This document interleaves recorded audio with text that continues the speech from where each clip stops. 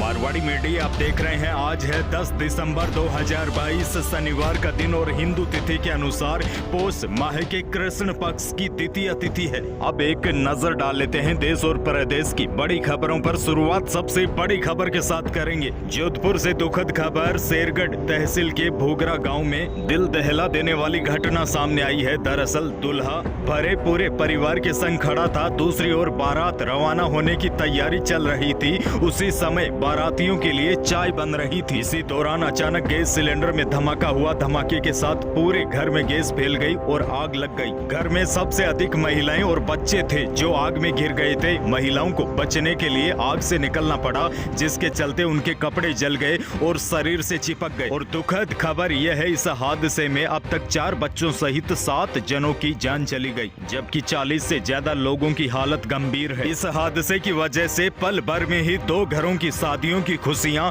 मातम में बदल गई। इस घटना के बाद मुख्यमंत्री अशोक गहलोत भी घायलों से मिलने के लिए हॉस्पिटल पहुंचे। मुख्यमंत्री ने कहा है कि अभी जो घायल है उनका इलाज किया जा रहा है। इसके साथ ही 1 लाख रुपए की आर्थिक सहायता भी दी जाएगी। साथ ही में मृतकों के परिजनों को चिरंजीवी के तहत 5 लाख और सीएम रिलीफ फंड से 2 लाख की आर्थिक सहायता दी जाएगी। उन्होंने कहा कि भविष्य में ऐसी घटनाएं न हो, इसकी जांच होगी। वहीं बुमरा गांव में जिस जगह सिलेंडर ब्लास्ट हुआ था, वहां सबसे पहले कांस्टेबल डूंगर सिंह मौके पर पहुंचे। डूंगर सिंह ने अपनी जान की परवाह किए बगैर जलते हुए 2 सिलेंडर को बाहर फेंका, जिसमें उनका हाथ भी जल गया। अगर डूंगर सिंह सिलेंडर बाहर नहीं फेंकते तो हादसा और भी बड़ा हो सकता था। वहीं मुख्यमंत्री अशोक गहलोत ने कांस्टेबल डूंगर सिंह की बहादुरी का इनाम देते हुए उनके प्रमोशन की घोषणा की है। दूसरी बड़ी खबर, भारत जोड़ो यात्रा के बीच मुख्यमंत्री गहलोत ने सरकार के अंतिम बजट की तैयारी शुरू कर दी है। गहलोत ने शुक्रवार को सीएमओ में किसान प्रतिनिधियों के साथ बैठक की और बजट को लेकर उनके सुझाव लिए ताकि उन्हें बजट में शामिल किया जा सके। सीएम गहलोत अब किसानों के बाद युवाओं, महिलाओं, उद्योगपतियों और समाज सेवी संगठनों के साथ भी बजट से पहले संवाद करेंगे। आपको बता दूं, सीएम गहलोत ने मार्च में किसानों के लिए अलग से कृषि बजट पेश किया था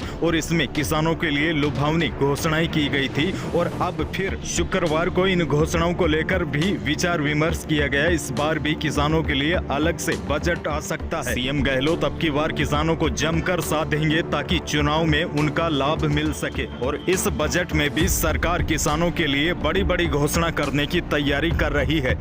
एक और बड़ी खबर, सोनिया गांधी ने अपना जन्मदिन रणथंभौर में मनाया। गांधी परिवार ने सोनिया गांधी के जन्मदिन पर रणथंभौर नेशनल पार्क में भ्रमण किया। दरअसल राहुल गांधी भारत जोड़ो यात्रा को लेकर राजस्थान में है। यात्रा से ब्रेक लेने के बाद राहुल गांधी सहित पूरा परिवार रणथंभौर नेशनल पार्क पहुंचा। मौसम को लेकर भी बड़ी अपडेट आपको दे दूं, क्योंकि दक्षिणी पूर्वी भारत के कई राज्यों में चक्रवात मेडूस का असर दिखाई दे रहा है, जिसको देखते हुए कई राज्यों में तेज आंधी के साथ भारी बारिश का रेड और ऑरेंज अलर्ट जारी कर दिया गया है। हालांकि राजस्थान में चक्रवाती तूफान मेडूस का असर नहीं दिखाई देगा। फिलहाल राजस्थान का मौसम सामान्य रहेगा, लेकिन 12 दिसंबर के बाद कड़ाके की सर्दी का अलर्ट जारी कर दिया गया है। प्रदेश की एक और बड़ी खबर, राजस्थान कर्मचारी चयन बोर्ड की ओर से प्रदेश के 7 संभाग में 2300 पदों पर वन रक्षक भर्ती परीक्षा 11 दिसंबर को होगी, जिसमें प्रदेश के 4 लाख से ज्यादा अभ्यर्थी शामिल होंगे।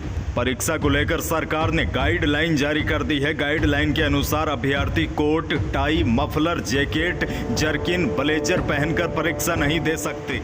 ऐसे में अभ्यर्थी सर्दी से बचने के लिए सिर्फ शर्ट, बिना जेब वाली स्वेटर जिसमें बड़े बटन नहीं लगे होने चाहिए, यही पहनकर परीक्षा देंगे। इसके साथ ही महिला अभ्यर्थी भी हैट, स्टोल, सोल, मफलर पहनकर परीक्षा में शामिल नहीं हो सकेगी। वहीं आपको बता दूं, वन रक्षक भर्ती परीक्षा के एडमिट कार्ड जारी कर दिए हैं, जिसे बोर्ड की आधिकारिक वेबसाइट rsmssb.rajasthan.gov.in पर जाकर डाउनलोड किया जा सकता है। एक और बड़ी खबर, मुख्यमंत्री गहलोत के शराब बिक्री को लेकर दिए गए बयान का असर शुक्रवार को बीकानेर में देखा गया। शराब की दुकानों के बाहर खरीदारों की भीड़ तो दिखी, लेकिन शराब की बिक्री नहीं हो रही थी। उल्लेखनीय है कि गुरुवार को मुख्यमंत्री गहलोत ने कहा था कि रात 8 बजे के बाद अगर शराब की बिक्री होती है तो इसके लिए संबंधित थाने का एसएचओ जिम्मेदार होगा। हालांकि अधिकतर स्थानों पर मुख्यमंत्री गहलोत के आदेश की पालना नहीं हो रही थी। 8 बजे के बाद भी कई स्थानों पर धड़ल्ले से शराब बिक रही थी।